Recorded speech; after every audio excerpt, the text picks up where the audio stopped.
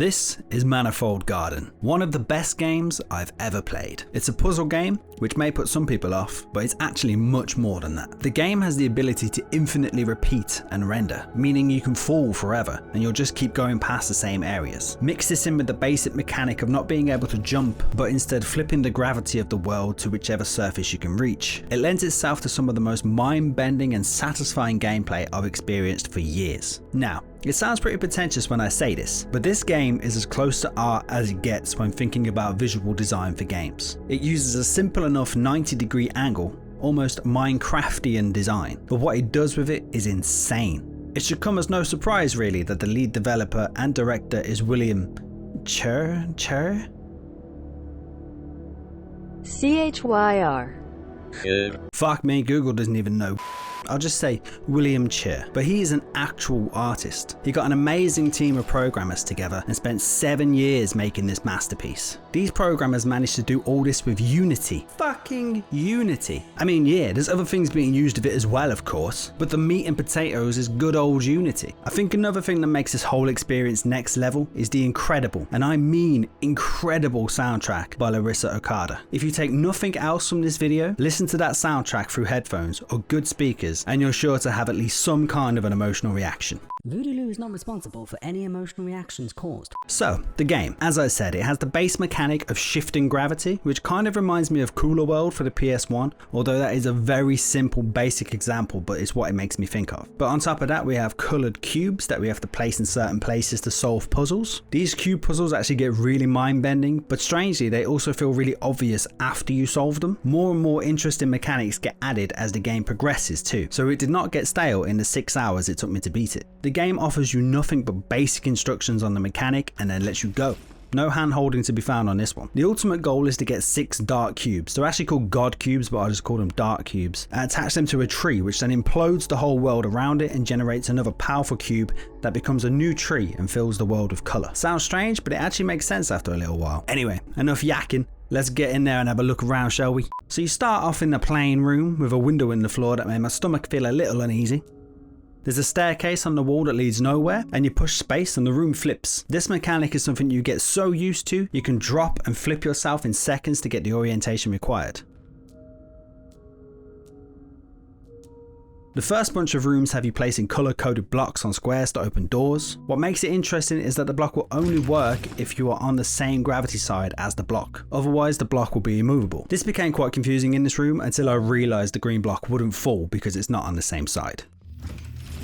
The next room has one of the trees inside that grows blocks. The art style of Manifold Garden lends itself beautifully to this. It seems oddly natural while also unnatural. There's also a fantastic sense of scale. Makes you wonder if you can reach all of those rooms you can see in the distance, and I guess technically you can. I accidentally stepped off and had quite a trip to get this achievement, my first introduction to free falling. You'll see a lot of that in this game and it is always fun. I dropped this cube off the edge. I don't know how the game does this, but with the infinite repeating, when you do something like this, you can see it happening in the distance as well. It's amazing. It also took me way longer than I would have liked to solve this simple ass puzzle. I entered this room and the striking visuals mixed with the music kicking in at the right time really made for an epic thing to look at. The next room had a similar feeling with this diamond-shaped staircase situation, and this seriously is nothing compared to what happens with the late game structures. I'm not gonna lie, the staircase confused the fuck out of me when this happened. And I realised this room wasn't looping, it was actually 4 different sections. This puzzle gave me a bit of a time, but the solution is actually really quite simple. That seems to be a bit of a trend with the puzzles in this game, at least at the start. You scratch your head like, how the fuck can I get this cube over this gap? There's no jump button. But then the mechanics start clicking into place. Solving that first puzzle has a really impactful moment. It was so cool with its simple colour scheme and its almost Minecraft style of everything being square, and the music reminded me of like an 80s movie similar to Close Encounters or a John Carpenter movie that had an oddly uplifting soundtrack. I was tearing through these puzzles feeling like a boss, right? Feeling real good about myself. Then I hit this room and it had me stumped for a hell of a time. It took me a while, but once I actually got the solution that worked, it did make me feel like a genius, even though it's alarmingly simple. Good work game, you fiend. Then another awesome moment to look at. You activate these lasers after every puzzle to release the dark cube, and you'll know once it's active. I don't know if I'm doing these puzzles right, but if it works, it works. After that puzzle, we get to activate the third laser, and the dark cube activates. When you grab it, this happens. And if you drop it for too long, you technically fail and get reset. I have no idea what I'm doing with this cube, but it's so sick the way that you can glide from place to place. Whoops. Gotcha. It wasn't long before I realized what I had to do and had another absolutely epic moment.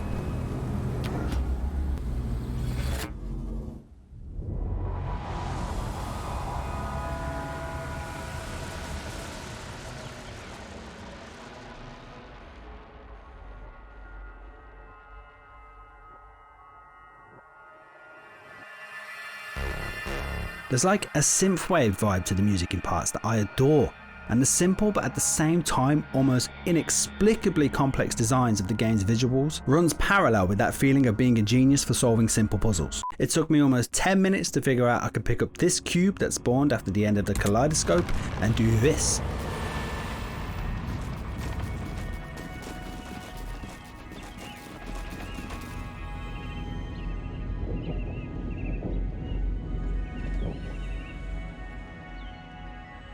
Here's an example of some more of the mind-bending geometry. I can't get over how good this game looks or even how it works, but you can use the image in the sky to try and find things around you. You can see that there's something there, right over there, yeah? And check this out for a solution.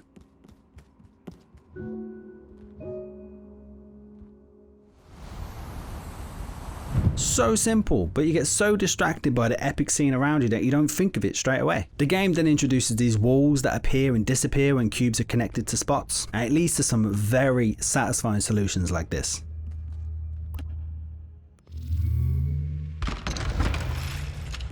We are now entering the world of dual-coloured cubes. These suckers will fall in two directions. They will activate when the floor is either colour that is on the cube, and here you have to have one on the yellow and purple buttons that are at either end of the room.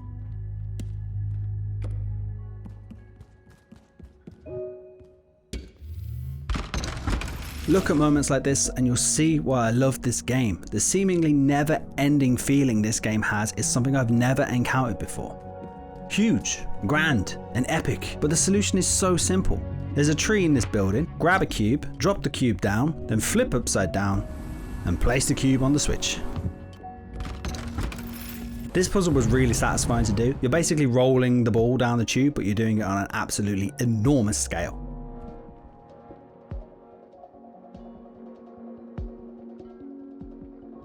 It took me a lifetime to figure out this simple puzzle because I didn't realize once you grab the dark cube you can't interact with anything else once it's active, so you have to technically fail to be able to move the red cube before you grab it to make the stairs appear. But then boom, red was done. I was very caught off guard when the game showed me you can grow trees by putting a block in front of a water stream, and it took me a hell of a long time to figure out you could change the direction the water flows with the lines on the blocks. But after not too long we get another epic end to an area. I love these dark cube moments where you have a lot of free falling looking for the tree and then everything implodes and there's this grand moment of serenity afterwards.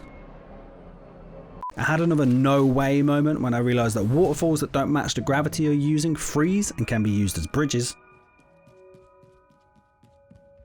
The game just keeps upping the ante with mind-bending mechanics. This water puzzle confused the crap out of me for so long. The game eventually starts letting you change the colours of the cubes using these things. It adds a whole new level of complexity to the puzzles and makes you feel like even more of a genius when you solve them.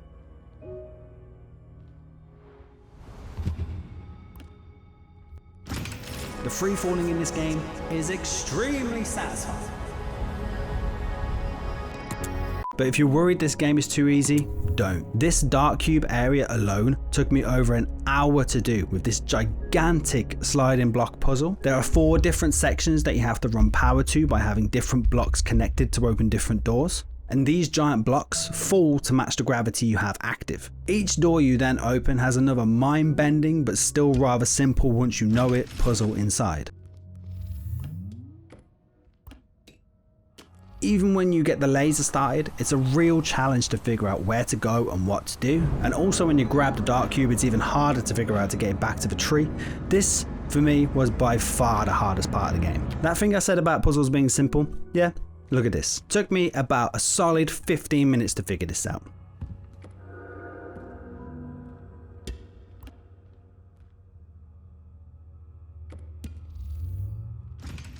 And then the dark cube got stolen from me right at the end.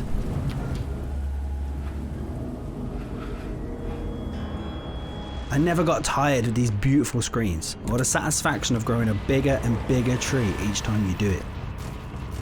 It really gives you a feeling that you're overcoming something, working towards something, even if you have no idea what it is yet. This puzzle took me over 20 minutes to work out what to do, because the thing is, the tree blocks the water from getting you where you need it to go. But the feeling of relief when you figure out how to get the water where you need it to be to the right spot because of the infinitely repeating world is just incredible. There it is, final puzzle done, right? You may think that when you've completed the puzzle and collected the 6 blocks, that would be the end. You'd be wrong, as was I. The game sends you through more puzzles, one for each colour again, but this time on a scale so grand it has to be seen to be believed. The final puzzle still confuses me. I've figured out what to do, but I still don't 100% know how I did it. Manifold Garden is a game that just gets more and more grand as time goes on, constantly bringing new mechanics to the table and then building them bigger and bigger. The visuals are the most striking I think I've ever seen, and it has one of the most moving cinematic soundtracks I've ever heard. The ending is such a grand and mesmerizing, kaleidoscopic and illusionary feast that you get an achievement just for seeing it. It's called Transcendence, and yes, I definitely transcended. If I'd have been high when I saw that, I feel it would have put me into a state from which I would have never fully recovered.